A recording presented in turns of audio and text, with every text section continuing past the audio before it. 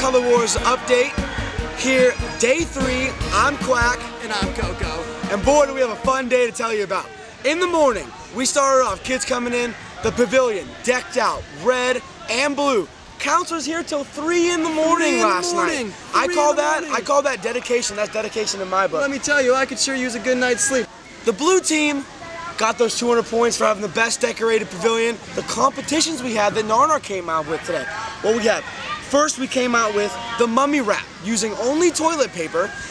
Kids and some counselors had to literally mummy wrap with toilet paper. With toilet paper. And again, the blue squad coming up clutch with another 200 points for that mummy wrap. Now, I did like what Narnar did today. He made 2 competitions in the morning that would last all day. He gave 6 eggs to both teams. Now, the object of this competition is to not have the eggs break.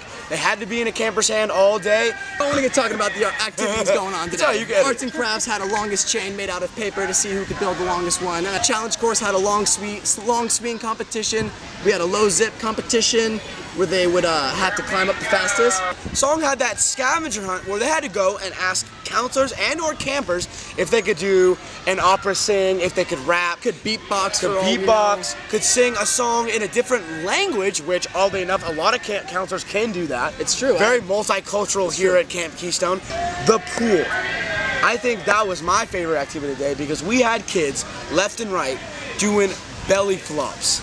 And those are sheer pain. You know what? I thought today, after all this, hot mess going on, there were a lot of bees at lunch today, the belly flop at the pool contest towards the end, it really put a solid day. We need to talk about what happened today, right after lunch, with the slam dunk basketball competition. In the first round, you had people shining, but the highlights were the semifinalists, Chewy and Frozone from the red squad, and Yoshi and Starfish from the blue squad. But it was not enough to beat out the Pasty Pilgrim, Frozone, flying high. Did you see that?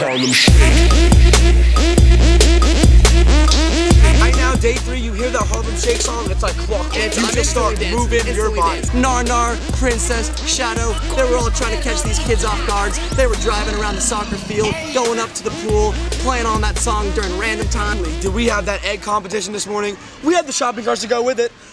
Each team had their own shopping cart, one red, one blue obviously, and a kid had to be in that shopping cart all day long. Did not have to be the same kid, it could be different kids, you can rotate. Blue team came away with it, but the red team was found with an empty shopping cart. It was move your body like a twister, and I wanna win my team. Two legs on my team. Blue Bengals! Bengals!